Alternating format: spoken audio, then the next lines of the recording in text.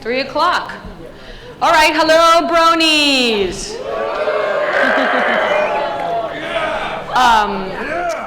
My name is Katia Perea. I'm a sociology professor, and a number of years ago, I finished my PhD in sociology. I wrote about cartoons, and what I was writing about was actually popular culture and how it is that it's possible to use something that exists within popular culture to maybe undo the negative aspects that popular culture itself creates.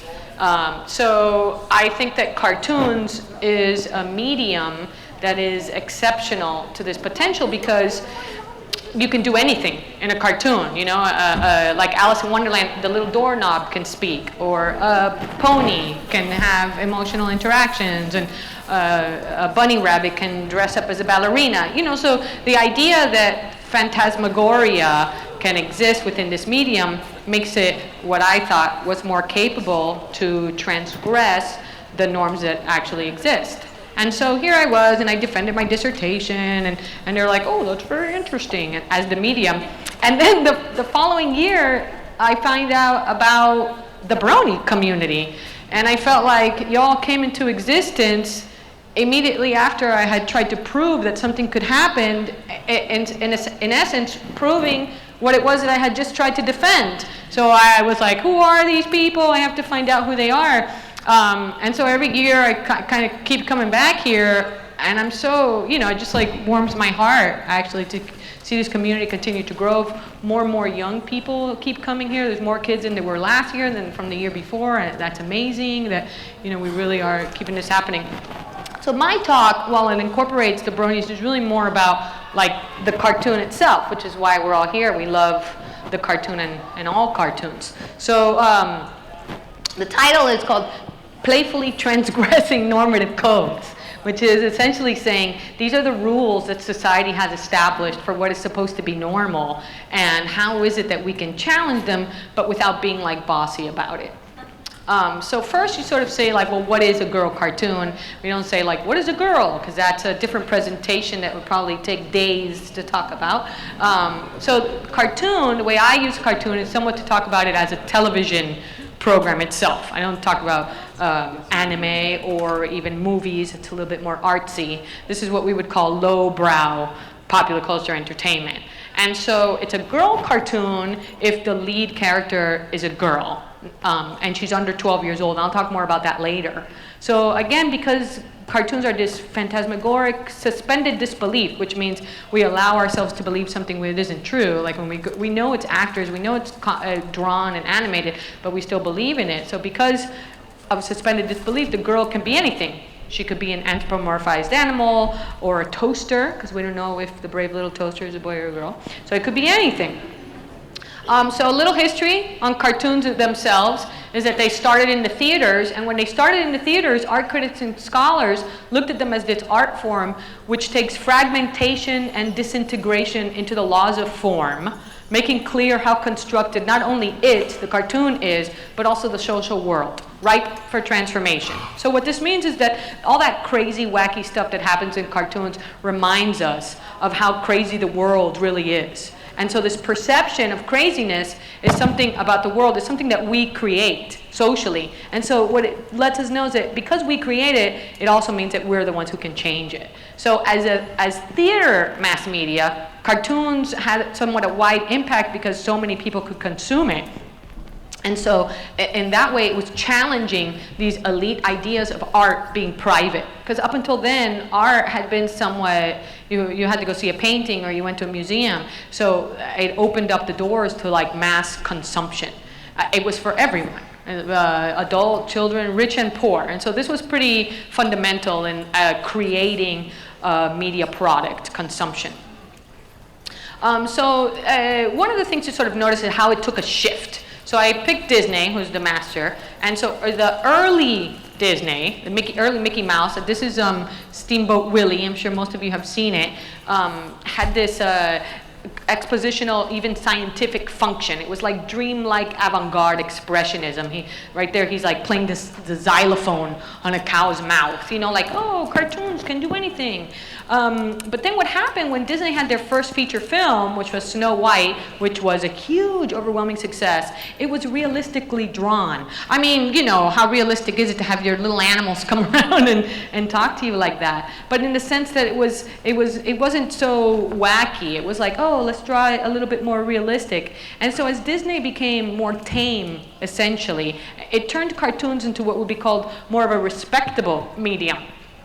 And so the culture now had a norm. And so that norm then also created what a girl cartoon is supposed to look like. And so along with these moralistic values comes sexual repression.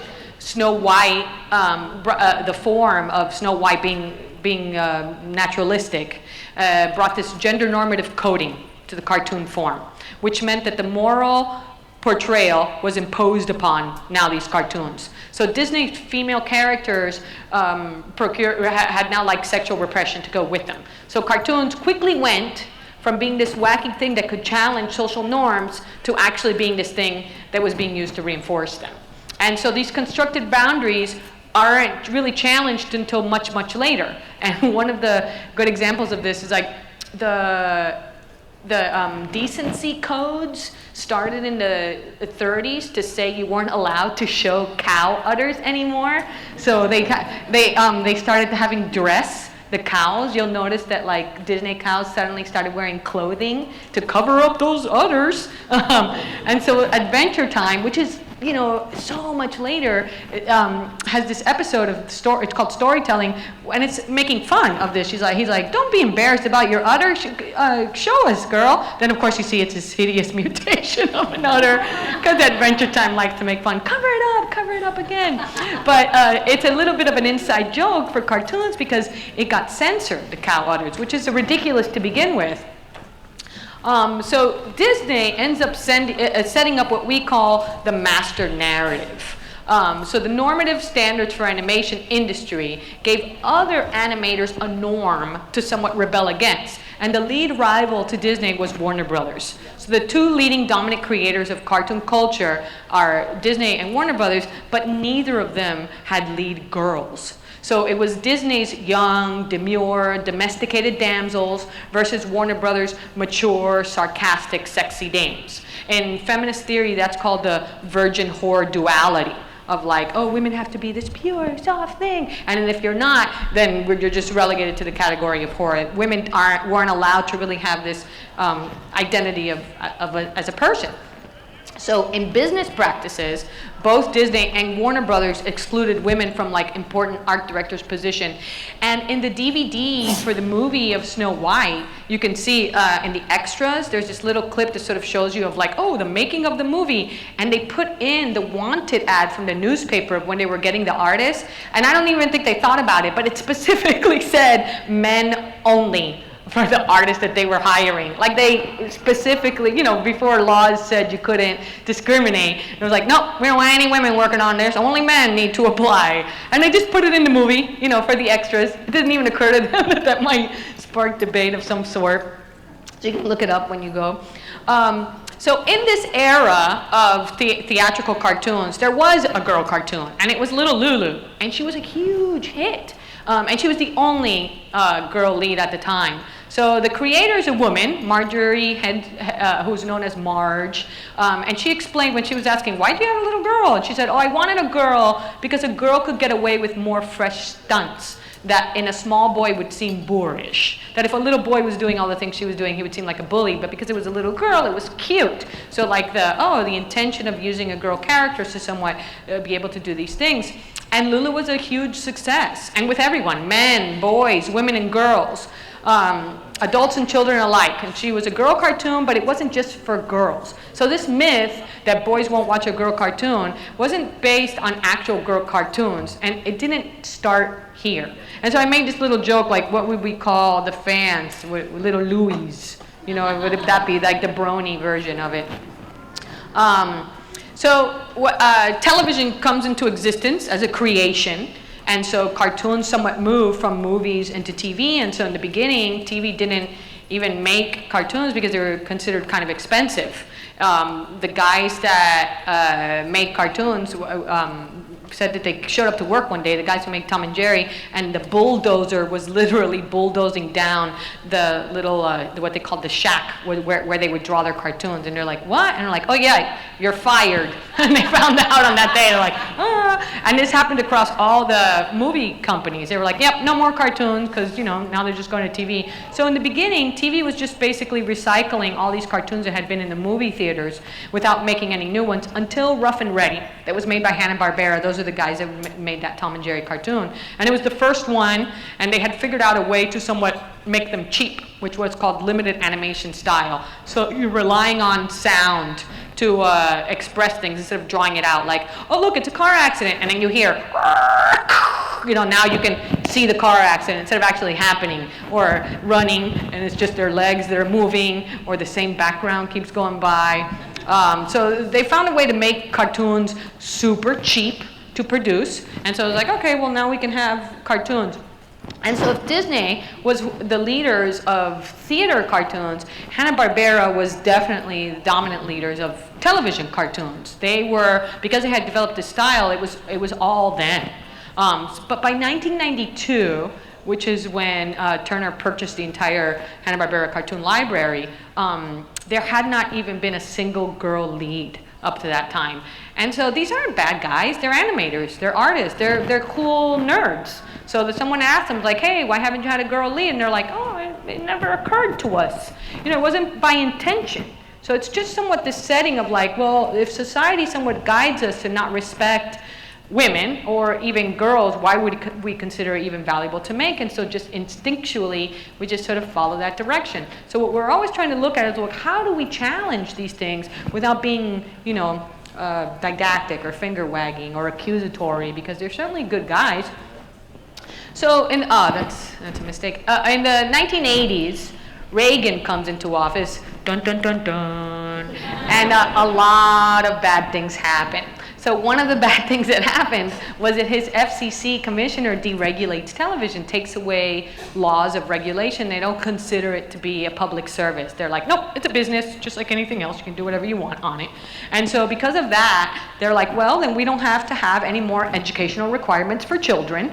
PBS will be enough. And you can put toy-based cartoons on the air if you feel like it, because it's just, more programming, and let the networks make profit. And I was like, really? Really? Okay. So the toy companies went out and they hired animators to produce like over 100 episodes all at once, which is why they're not very good.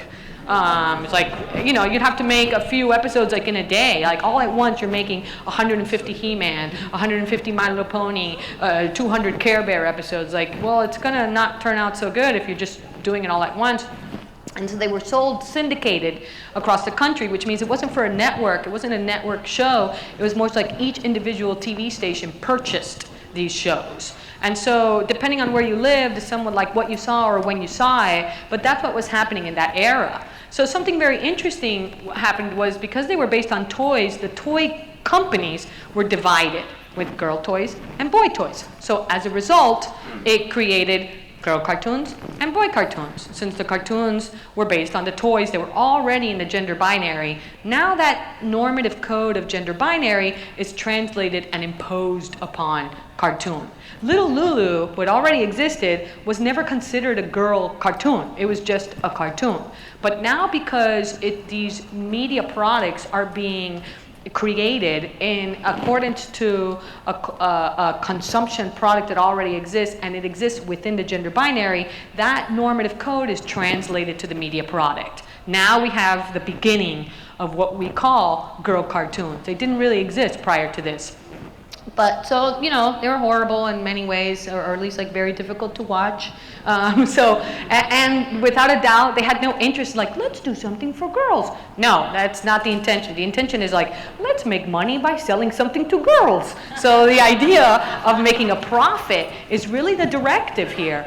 But what's very interesting is, like, even though that's the directive, what inadvertently happened was what Virginia Woolf calls a room of one's own. So it was the first time that there was this space on television of cartoons that was for little girls to watch. And even though it was commercially motivated, they weren't, you know, someone's sidekick. They weren't waiting for a prince to rescue them. It was a show for girls. So toy-based cartoons created that formulaic, gender-normative parameters that define the gender cartoons, but it also created this new genre.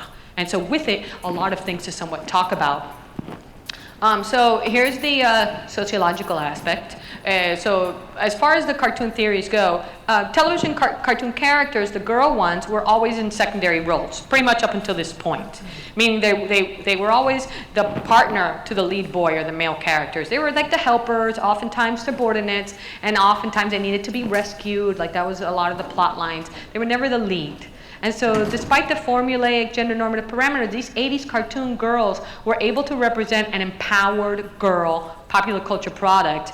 A decade before nomenclature girl power. I mean, girl power as a phrase comes into existence in the 90s and with popular culture towards the end with Spice Girls.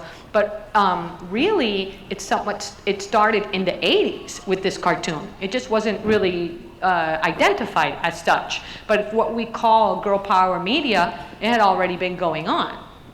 And this is the article of Katia Perea. You can read that on if you want to. So this new genre puts in place these parameters, how to identify what is a girl cartoon. And by setting this gender binary in place, it wasn't necessarily odd for boys or men to watch Lulu, but now, because it's part of the gender binary, now it's odd if boys or men want to watch these cartoons, because now they've been established. Nope, this is the product that's for girls. It gets created here when we try to figure out, like, when did these rules come into place? Because society, we take it for granted that normative codes somewhat exist, but they do have an origination point of when did we set up these rules for ourselves. So I look at Rainbow Brite as somewhat creating the girl power genre. And you know, Lauren Faust talks about the reason she created this cartoon is because she used to watch these cartoons when she was a little girl. And so the age group of watching these cartoons, or somewhat now look at where we are today, of like this being like what was our introduction to the cartoon world. So what Rainbow Brite did was this reappropriation of Star Sparkles and Heart Glissando. So Heart Glissando is like ding, and so Warner Brothers had used it for violence. Like you get hit on the head and there's little stars, or there's something bad's happening, like ding, you get hit, and then. But for girl cartoons, it was magic. If you heard ding, it was because someone had a little wand that they were waving, or some little stars would happen, that something cute or magical had just occurred. So now when you hear ding and see stars, it doesn't mean someone got hit. It means something magic just occurred. So it's like an appropriation of like cues that we use for what they demark. So what's becoming more important in popular culture means when you see signifiers, what do you associate them with? So girl media is somewhat taking over in this sense with these cartoons.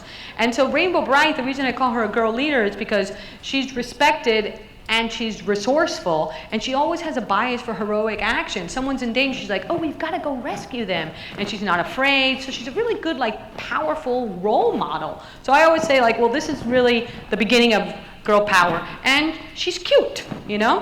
When we love cute stuff. So something I noticed, more theory on this, by looking at these cartoons repeatedly, over and over, every single episode that exists, so that I could write about them, is that there was a gender-based rivalry written into the script pretty repeatedly and consistently.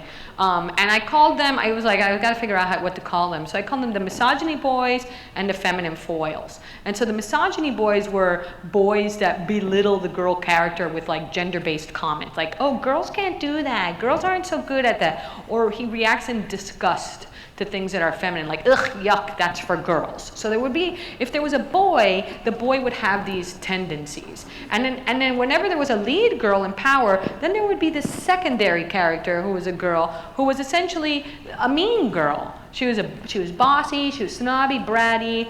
So then what happens when you have that secondary girl character, if you have this girl leader and you can say, oh, look, girls can be leaders. But then you introduce this mean girl, and it's like, well, actually that leader girl ends up being an exception. Like, well, she's not really what girls are like. Look at this mean girl. We're reminding you what girls are really like, which is this mean, snobby, crying brat. This leader, heroic, trying to fight and be nice, maybe is like an exception to the rule, right? So it was interesting how this was pretty persistently written into all the cartoons. So this is an example that I got for you from Rainbow Brite of the Mean Boys. And so this guy's Chris. It's like in Star Stealers is the name of the episode. So in one episode, he emasculates himself by putting, in one line rather, the Glitterbots have everyone hypnotized but me. And that's only because I run faster than anybody. The planet is in danger and you bring me a girl? So this is what you call help a girl? So that's the expected sexist game of boys against girls. But in the girl cartoon, it's the girls who come to the rescue. So these cartoons, even though this is still existing, there's that little twist of the girls aren't the damsels in distress in what's going on here. And so he says to Rainbow Brite, that dumb horse of yours can't help rescue us. He can't even fly without the help of your color belt. And she goes, he can think, which is more than what your horse can do. So, yeah, right? It's indicative of the struggle that girls and women face when they're devalued to not having muscles, essentially. But we prove ourselves with intellectual accomplishments. So in the girl cartoons, the misogyny boy is the girl's reminder of the sexism she faces in daily life, because it is pretty tough constantly. But also a reminder of how she can outsmart it. After Reagan comes the Clinton administration, and in the Clinton administration's FCC puts back a lot of the rules. And so as such, the Children's Television Act gets enforced, meaning no, you need to have educational programming, you can't have so many commercials on for kids, and you can't have toy-based cartoons. That's just a half-hour commercial. So they come off the air very quickly. And so the idea of like, well, we only made them to make a profit, not because we were trying to service girls, so why are we going to make more girl cartoons? And as such, in this era, all the girl cartoons disappear from TV. The only one that stayed on was Madeline. And when you look at her production history, Madeline was on from 1990 to 1991. Then she gets canceled. Then she gets brought back halfway through 1991, but only to 1992. Then she gets canceled. Then she's on from 93 to 94. Then she gets canceled. Then she's on for a little part of 95. Then she gets canceled. So it was the only girl cartoon, and they kept trying to get her off the air. For some reason, they kept bringing her back, and it was the only girl cartoon that stayed in that era. And so what happens is that the party line gets reintroduced again, that a girl will watch a boys cartoon, but boys will not watch a girl cartoon. So just keep a boy lead, because girls are just going to watch whatever the boys are watching. And then something interesting happens in the 90s as well, which is the beginning of Nickelodeon and Cartoon Network. And this is pretty important for cartoons. Nickelodeon had been the lowest rated station on cable television, and it was this guy, Cy Schneider, and he was in charge, and he was really just kind of a jerk, I guess. And so his motto was, when in doubt, use boys, if you're trying to figure out who to put on it. And this theme of Nickelodeon gets replaced with Kids Rule, and it's because Geraldine Laybourne takes over. So Geraldine Laybourne is this executive producer that later on went to do Disney Channel, and then after that worked with PBS Kids, and then after that started Oprah's O Network. So she's very forward-thinking and progressive, like what we call power brokers, right? So she takes over Nickelodeon, and in the 6 months that she's in charge, it goes from being the lowest rated to being the highest rated cable access channel. And part of it has to do with the fact that she decided to focus on cartoons. And so she brought Nicktoons into it. And she's like, we're not going to have cartoons that are made by people that are just trying to, please an audience. We want cartoons that are made by animators that love their cartoon, that are really dedicated to their art. So it was one of the first times that there was respect that was given to the artists themselves. And her team went shopping to different art schools to see what they could find. And they came up with the first Nicktoons, which was Ren and Stimpy, Doug, and Rugrats. And they were all amazing shows. And Ren and Stimpy in particular, which is very insane, does this crossover to where it was also being shown on MTV. So the older generation that's watching MTV is watching the same show that the younger generation is watching on Nickelodeon, and now you're developing this crossover as it is occurring. So certainly there's a mix of like who's involved in watching these cartoons. 2 years later, Ted Turner purchases the entire library of Hanna-Barbera cartoon and Warner Brothers cartoons. Cartoon Network starts as all day, all night animation station. They don't care about kids the way that Nickelodeon is. They care about cartoons. So they're not trying to market it to kids, they're just trying to market it to people who like cartoons. And so, like I told you that cartoons had been syndicated, it depends where you live. You may or may not have seen Bugs Bunny do Kill the Wabbit. You know, it may not have ever come to your local TV network. So what he did was, putting them all on in one place for you to watch all these cartoons, was that it created a cartoon literate population. So now this age group that's watching cartoons here now has access to all these cartoons that there was really no way that you could have seen them before. So that's called media literacy. People are now learning about cartoons in a way, and now we can reference all these cartoons that are from like the 30s, the 40s, the 50s. You know, there's no way we would have been able to do that before. And then new programming starts on Cartoon Network, and it's smart, it's edgy, space goes coast to coast, it's brilliant, you know, but there are no girl leads still on either one. And so Rainbow Brite went off the air in 1988, and there are no girl cartoons at all until the Powerpuff Girls.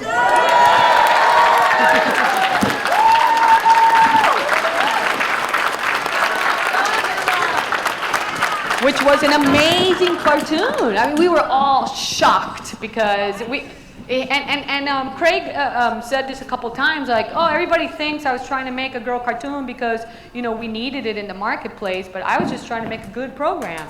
And, you know, that's why we loved it so much. It was really good. And yeah, it was girls. And so what's revolutionary and really unique about it was that it was little girl superheroes. And so comic books have had a media crossover being on television as well, but it's the creator of what we would call the genre parameters of what defines a superhero. There had been no little girl superheroes. There were teenagers and young women, but never little girl superheroes. So these are the first little girl superheroes, and we loved them. They were so good. So the reason why it was so exceptional was to have them is because the thing about it being older women is that they somewhat lose a little essence of their heroic nature by being sexually objectified. So you can see that, you know, She-Ra's ready for the porno shoot with that little mini skirt. Wonder Woman could be, you know, a high-powered dominatrix. And Batgirl was always involved in boyfriend drama. Robin was constantly like, I don't think you should fight. It was like, you know, Robin, please, I'm Batgirl. Maybe you should not fight. You know, she was very capable, just as capable as him, right? So it's this lack of objectification because they're in kindergarten and you can't do that to them. So this fact that they couldn't do that to them is what makes them also so very unique. It's what saves them. And so it makes them in this era of like girl power, right? They really fell into like what that genre was somewhat identifying. It's because they're kindergarten girls. So 5-year-old sisters, Blossom, Bubbles, and Buttercup have dedicated their lives to fighting crime and the forces of evil. Dun, dun, dun, dun, dun, dun. Yeah. So if they started the first episode in 1998, by the year 2000, they had generated so much money that what they had proved was like, oh, maybe we should start making little girl cartoons again. And so Cartoon Network had been the only one now. So Nickelodeon steps up and they allow for a girl cartoon to be made. Unlike the Powerpuff Girls that was really on Cartoon Network, which doesn't care about kids and is really just for everyone to watch, Nickelodeon is for kids. So they do a cartoon that's for kids. It's very difficult for an adult to watch Dora the Explorer. Because she's like, do you see? Is Swiper coming? And like, he's right there. But you know, pause. And you're like, ah! So, but for little kids, Dora was super important. You know, for start off, she's not white. She's a brown skinned girl, and she's Spanish bilingual, so she's Mexican. And it's like, that's pretty important for, you know, popular culture media to have a Mexican lead character and a girl. And her sidekick being Boots, in the southern hemispheres of the world, like in Asia and in South America and in Africa, the monkey is a very powerful mythological creature, right, in the earth religions that exist in those places. So it's somewhat popular. And so what Dora did, she never really said, I'm a girl and I can do it. She just somewhat did it somewhat naturally. So her natural transgressions are like, you know, she was a detective, she had spy equipment, she was a pirate. She rescues the prince. That was in season 1, and it's called Dora Rescues the Prince. So she's the one that goes to the tower to rescue Prince Ramon, you know, and it's sort of like, oh, that's really different from Snow White. You know, it's somewhat turning it on its head. And so it's key. And so Dora, as you know, also became wildly successful as well. So girl cartoons are now the thing to start making. They're realizing we can really do this. So Little Girls Got Game, and they just started taking over. Like, there's Jade Chan, you know, and she wasn't, it was a Jackie Chan cartoon, but it wasn't about Jackie. It was about Jade. They just, you know, put his name in the lead because he was the star. Word Girl is still on. Ni Hao Kai Lan, which is a carbon copy of Dora the Explorer, which I personally think she cries too much in the episode. Word Girl is exceptionally smart. If you haven't seen it, it's super witty and funny. I love Lilo, the only non-princess of Disney. She's really my favorite. And this one got off the air. Amy Poehler's cartoon, Bessie Higginbottom of the Mighty Bee, was really funny too. And then, you know, they only got 2 seasons. It's really hard to get a third, apparently, to convince people to give you another cartoon. But so here's what's happening is that now girl cartoons are becoming regular programming. So this counter movement of like introducing girl media product has now begun. So what happens with the culture industry is like, oh, when you start to change its parameters, it doesn't quite know how to move. And so it is an entity that isn't really like a robot that exists of itself, but culture is somewhat set by industry standards. So the industry resists this change. And so one of the easiest ways to somewhat see it was through Lilo and Stitch. Was when the movie came out, it was very, very successful financially. So they're like, oh good, let's make another one. So the second one, instantly, they just called it Stitch, the movie. That's what it was called. And you're like, why? And the cartoon came out now right after this movie. So these are coming out while the cartoon is on the air. And it's like Stitch the movie. You're like, okay, although it is Lilo and Stitch, but you know, we're just gonna call it Stitch the movie. And in the third one, they like crossed her name out. Like, no, it's Leroy and Stitch. Like, look how mad she is. Like, why'd you cross my name out? I'm Lilo, right? Because they were like, yeah, little boys don't want to watch Lilo, they just want to watch Stitch, and they decided that this was going to be for boys. Why? Probably because Lilo couldn't be made into a princess, so they figured that little girls weren't what was watching this. They were going to market it for boys, and so let's just focus on Stitch. They were wrong, though, but that's the way that you can see, look at how the market somewhat makes this happen. So what they do is that when they have little girl products, they don't quite know how to handle themselves growing, so they come out with these counter ways to it, and what they think is what things should go. They're following an old model to try to keep up with the new movements, and so what they do is that they make the girls thinner and a little bit older. And so I figured, like, are you making her older because you're trying to make her sexy? Maybe. So Rainbow Brite, you can see from this weird alien person, but still cute, becomes this preteen model. She really could be 18, 19 in that, you know, easily. And then they do it with all the characters. Look at Little Strawberry Shortcake and that weird thing of Powerpuff Girls. We don't even know why that occurred. This was the one that makes me so sad. Oh. Look at you, you're so angry about this, as you should be. Why did you do that to Dora? And so when it first happened, I looked it up online, and that was like, and the thing that they sort of put was like, she goes exploring, Dora the Explorer explores the internet and goes shopping, because that's what girls, because of course that's what girls are going to do. Right? And so their quote is, older girls enjoy fashion doll play. It's this new version captures girls' existing love of Dora and marries it with their love of fashion, allowing them to change Dora's hair length, jewelry, even eye color. It's like, why are you going to change Dora's eye color? It's like, obviously to change her ethnicity. And her skin gets a little bit lighter too in the new version. So it's like they really were trying to like, oh, let's make this to the mold that we think it's supposed to be. What happens when these characters, these are all little girls, but when the character is older than 11, as soon as this character turns 12, what happens is the thing that I call boobs and boyfriends, right? And so she turns 12, and immediately you got to give her a body. Why does Kim Possible have to have a cut-off shirt? She doesn't have to, but she's over 12. As Told by Ginger was all teen drama. That cartoon, I honestly watched it because for like Carl and Hoodsy, those were the cool characters on it. But so this thing happens the moment girls turn 12 years old. We sexualize them and we put them into relationships. My Little Pony hasn't done that. At least I'm going to say yet. This was the one that was really sad for me because I used to watch Inspector Gadget and loved it so much. But the same way I showed you the Lilo progression, you can see it with Penny. So Penny is kind of normal, but when she got she carried a computer book and a communicator, and this is before cell phones and before laptops. So she's tech savvy. So, she's a techie, and she's a young girl, and she's just wearing normal clothes, her little khakis and whatnot. So then when they did, the revamp of it was Gadget and the Gadgetinis, she no longer did the tech stuff because she had these two little robots, the Gadgetinis, to do all the technology. So she didn't. So now they've taken away from her the power of being a techie, and we have to see her belly button. And notice how she becomes sort of a part of the Aryan race all of a sudden, right? What happened to Penny? I don't think that she looked like that before.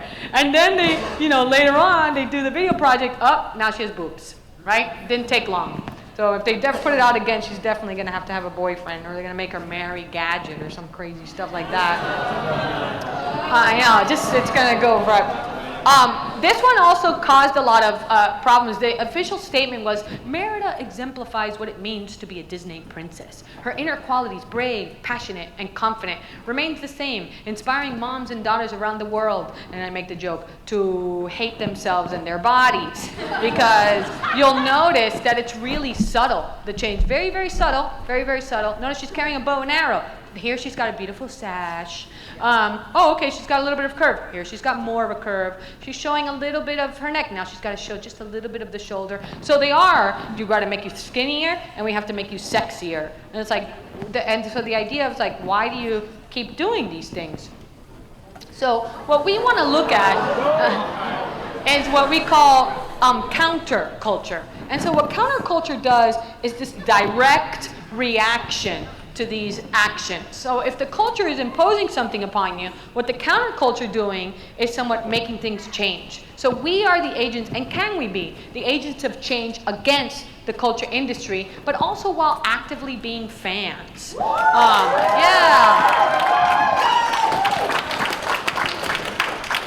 I just saw this recently. Someone sent me a picture of it. I was like, thank you, because I'm going to put it into my presentation. This is if you don't know who this is, it's part of the Garnet from Steven Universe, which is, I'll talk about it in a minute. It's an excellent cartoon. So along with counterculture, we also have alternative oppositional cultures. And alternative oppositional cultures are often ironic, and by design they are resistant, meaning that they are intentionally trying to go against what is the culture. So the question is it alternative, or even is it oppositional? When the culture industry popular consumption, meaning the way that people consume products, gets refunctioned, and gets refunctioned without intention, and that's you. So I put there a little description because I give this talk, and you can imagine, anybody who's not a Brony has like incredible misconceptions of like who the Brony fandom is, so I have to tell them who the Bronies are, and I lay it down there for you. And it's like, no, Bronies are just, you know, folks. Anybody who's riding the subways. I live in New York, so it's like, that any one of those people, you could just be a Brony. So just regular folks who love the My Little Pony cartoon. But what the Bronies are doing is changing the landscape of girl cartoon consumption as a popular culture product, right? So this is the aspect that I'm pretty fascinated with as far as like the Brony people go. And so what I've been looking at is these conventions, like how it continues to immensely grow. The first one had like 30-something people, then they decided to meet again, and they had 100, then they met again and went 300, then they're like, we better get a convention room, and there were 800 people. They just had a little movie come out about that one. Then they went to Secaucus, and there were 4,000 people, over 4,000 people there, until the Fire Nation came. And then it all changed. And then they came to Baltimore, and there was like over 8,400 people. Last year, there was over 9,600 people. That's amazing. It is amazing. And so let's see what the count is this year. They're saying that it's grown, so I'm really excited for the numbers. I can keep adding to that list. So one of my favorite media scholars is Walter Benjamin, and he wrote a lot about Mickey Mouse, and I think, and he got killed by the Nazis because the Nazis didn't really like anybody who was intelligent, much like our Republican Party. So he got murdered, so we don't know what he would have said about television. So when he wrote about cartoons, he was saying that what cartoons were doing was rejecting bourgeois culture. And so he wrote about as refunctioning the apparatus of popular culture production. So the smart, heroic leaders of television girl cartoons have done exactly that by playfully transgressing these compulsive gender code norms that are put on popular culture. So the Bronies, by refunctioning the apparatus of popular culture consumption, are an example of the revolutionary potential that comes from within the industry. So what happens when these movements, like the Brony movements, are recognized by the industry? So how do they control this movement in order to make it normal again? Like, oh, something's out of hand. Men are watching our cartoon, and that's not, what do we do? How do we make this normal again? Because I showed you with like the Lilo and the characters, like it continues to refunction itself to try to stay within normative parameters. So how do they make this normal again? Well, they did this. All of a sudden, they created the Equestria Girls.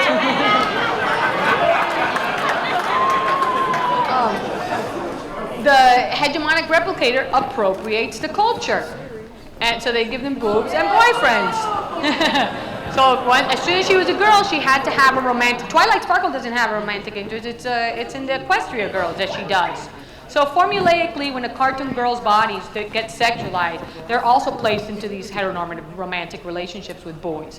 In contrast, when the characters' bodies are not sexualized, girl and boy characters are friends. And we all know friendship is magic. So that gets somewhat lost in these translations when they do this thing. Yeah, right. There was a meme that they're sort of talking romantic to one another, and when he comes through the portal, it turned out to be Gummy. So I thought, oh, that was great.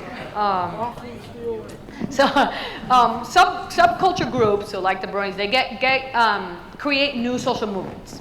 And the visual styles that are associated with them usually get appropriated by corporations. And so they do this in order to keep current, right? That's what capitalism needs to do. The imperative is that the audience, like the Bronies, you may be the active agents in creating the meaning, but the market, which would be like Hasbro, let's say, it doesn't really allow for that meaning to develop further until it can repackage it and commodify it. And what it does is it'll remove its aspects of dissent. What is it about your culture that is challenging the norm? If we can remove whatever it is that is challenging the norm, then we can reintroduce it again. And that's what it does pretty continuously. But it doesn't know how to do that with the Bronies. It has the...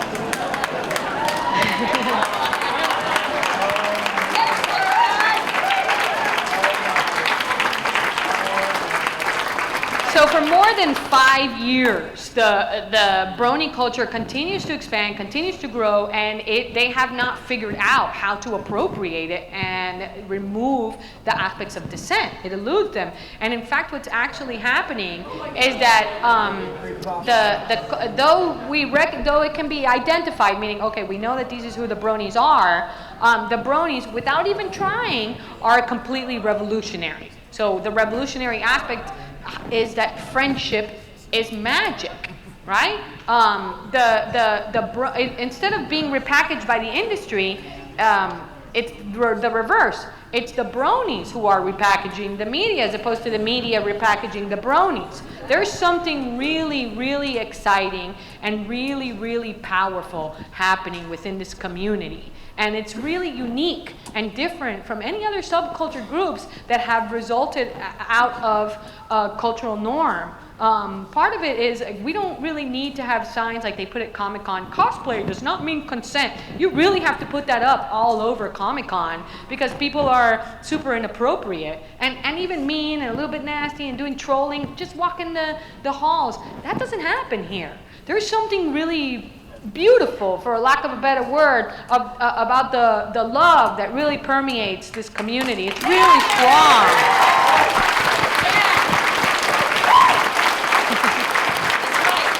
It is. My personal favorite is Lady Gaga, but what I wanted to show is like this one is an exceptional joke because it's taking My Little Pony to represent Rainbow Brite. So I thought I was like, this is like so fascinating. So the Bronies Mantra, love and tolerance, is actively, this is all sociological now for you, to enact a new commons, meaning a new way of somewhat coming together. And it's not hierarchical and it's not built on exploitation. So the Bronies are defying social convention and conformism simply by identifying as consumers of a popular culture media product that's intended to be consumed by young girls. So that makes it innately heretical, yet the connection through BronyCon and the meetups demonstrates that there are still desires for the world. It's not because we're like haters of anything. It's really actually the opposite, because we're into love. What we sort of see is that as this continues to grow, we have this documentary on Netflix, there's Brony conventions happening in every part of the world, Brony merchandise is in nationwide chain stores such as Hot Topic, we're making the news pretty consistently. So have the Bronies revolutionized cartoon viewing, or is it in the reverse? Are cartoons the ones that are somewhat revolutionizing, and therefore the Bronies have come into existence because of that? Like, is culture creating us, or are we somewhat creating the culture, and what's the synthesis of that? So I have this new addition to this part of like looking at the cartoons themselves, right? How do we somewhat look at that? So first we look at how it is that the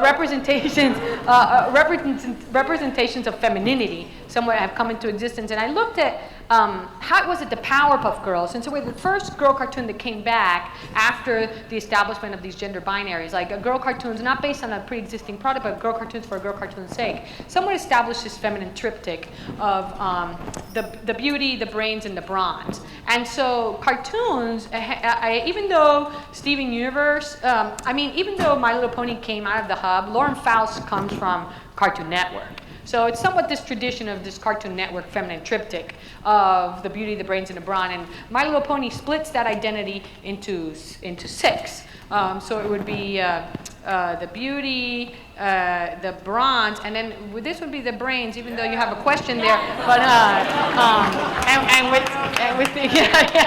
So we're looking at how it is that someone repeats itself. So the beauty is very girly, like Bubbles can talk. Talk to squirrel, very, very high. I can't even pretend to imitate Tara Strong. So what she does is unbelievable. So very high pitch. Rarity and Fluttershy, they go to the spa together. They're like the femmes of the group. They have more eyelashes than the others, you'll notice. And so Rarity's like a high femme, fashionista. Shutterfly's like the soft, demure girl. They also involved with animals. Pearl from Steven Universe is definitely the femme, but she's also a samurai. So it's somewhat this continuing presence of the strength that's involved with the femme. And then, the brawn. I looked at there's a lot of similarities between Amethyst and Buttercup, because they're both butch and tough, assertive. a little bit of a lack of personal hygiene. And then as far as like Rainbow Dash and Applejack goes, Rainbow Dash is boisterous, athletic, tough, and skilled, somewhat like the jock, the boy, right? And chivalrous, dependable, tough, handy. Applejack is more like the man you marry versus the boy you date, right? Sort of like this combination in girl ponies. And then there's the brains, right? So Blossom, Garnet, and Twilight Sparkle, they're each identified with leadership decision-making. So then you're like, but Pinkie Pie, how is she connected? And so we're connecting her through this shared, they all have this shared neutrality in the objectifiable femininity. So the comedian, the brains, the strong ones, they're all categories that neutralize their sexual objectivity. It makes them less sexy to what we call the subjective male gaze. You can't really make them, you know, someone to be like, oh, because of that position that they have. So that's why she's categorized with them. So making a spectacle of oneself produces this image of unpredictable and unruly women. So that puts her in there. And Pinkie has this exceptional sense of, you know, she does have magic. She does have skills. So nothing phases her. She's very, very strong. So what we look at is like, well, how do we create these images of girl? So the princess master narrative, the princess is not new, but you know, it's what they're latching onto right now. Or if it's girl stuff, there has to be a princess, as we all know, right? So the master narrative gets created by Disney. The Disney princess is somewhat takes over. What the princess master narrative did was give us this illusion of difference. They're not really that different from one another. Oh, sure they are. Look how different they are. But no, it's really kind of the same character. And so you see it in how it exists in the different forms that they want to put this forward. We think that we're being able to choose from all different kinds, but we're actually being fed the same iconic image. So when you try to look like, well, how do we challenge that princess identity? So as we said, My Little Pony, Lauren Faust, she's influenced by the Powerpuff Girls, and she did Foster's Home for Imaginary Friends. It's sort of coming out of this Cartoon Network era. And Steven Universe, Rebecca Sugar, used to work on Adventure Time, so also Cartoon Network. So this influence can somewhat see in this, like, each one is sort of sorting this girl cartoon non-conventional challenges to normative codings. So what Adventure Time somewhat does with the princess thing is that its princess characters really don't follow the master narrative format. It's a skewed femininity, a queer femininity, hot dog princess, slime princess, muscle princess, fetus princess. I mean, really, it's out of control. So the princesses of Adventure Time, they demonstrate a monster beauty. And it's a term that's used by feminist scholars to define women's bodies, like women bodybuilders or tattooed, pierced women, essentially women outside of the normative definitions of beauty. And so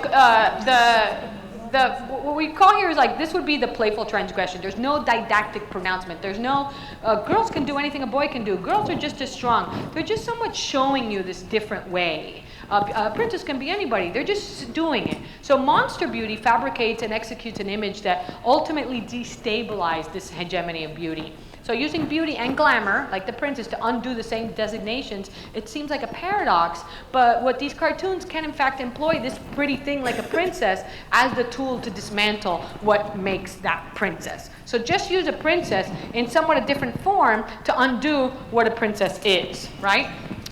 So for Twilight Sparkle, even though she represents in design what a princess somewhat looks like, she doesn't act like one. So she consistently challenges this stereotype by being brave, by being strong, by being determined, and she believes in equality. She doesn't want any special princess treatment. It makes her really uncomfortable. So Princess Twilight looks like a normative princess, but she doesn't act like one. So she's already changing these definitions of what it means to be a princess. There's this creation of like a new kind of princess. So what do we mean?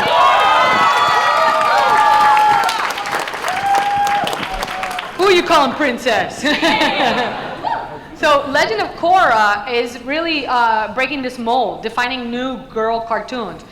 She's older, so she's the spiritual leader. She's responsible for maintaining maintaining balance in the world. That's a big responsibility. She's trained and skilled in all fighting techniques. She has the boobs, but she never shows cleavage. And she had a boyfriend, but she broke up with her boyfriend. So they did somewhat, okay, boobs and boyfriends, but look, she's somewhat like a normal human being person. She's somewhat evolved and was somewhat represented as stuff. So we're somewhat breaking the mold and changing things. So this idea then, well, why do we have girl cartoons then?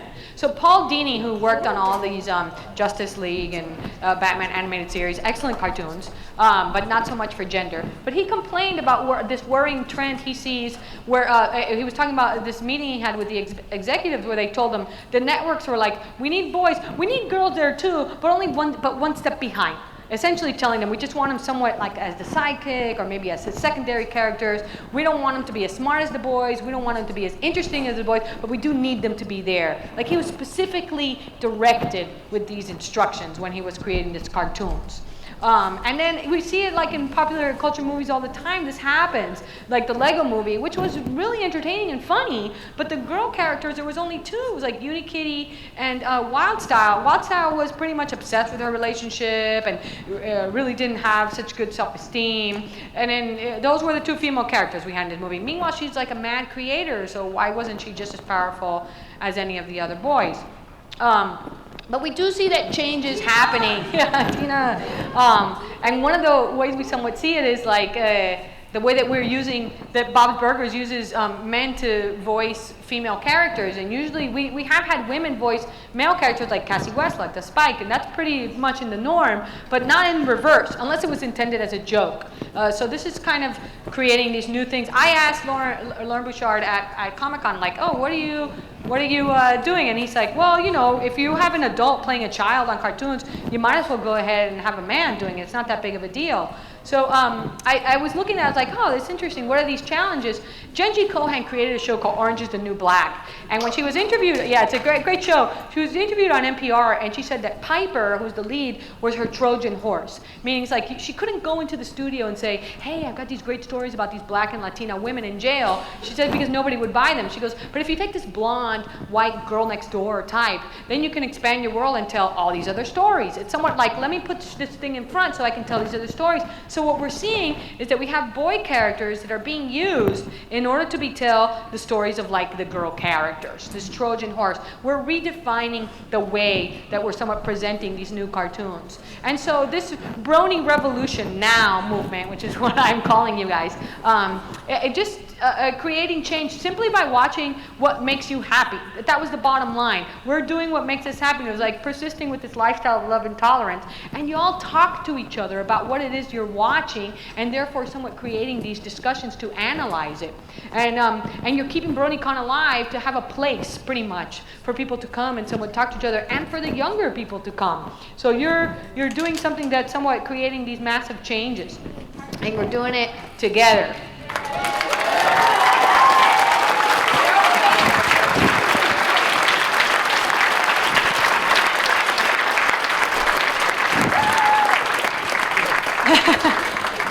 And what's really interesting, because we have 3 minutes, so I don't think I could even take one question, but was that what y'all have repeatedly said from the whole times that I've been here and been able to talk to you, is that you have repeatedly said, oh, I watched this because it made me happy. I wasn't feeling so good about myself, then I started watching these cartoons and talking to each other about it, and suddenly I started feeling happy every day about my life. And I was like, oh, so what we're really looking at, and what BronyCon is really representing, and what turns out to be the real revolutionary force behind you, is that you are motivated by your pursuit of happiness. That you're changing the world by happiness. So bravo to you guys, okay? Thank you very much.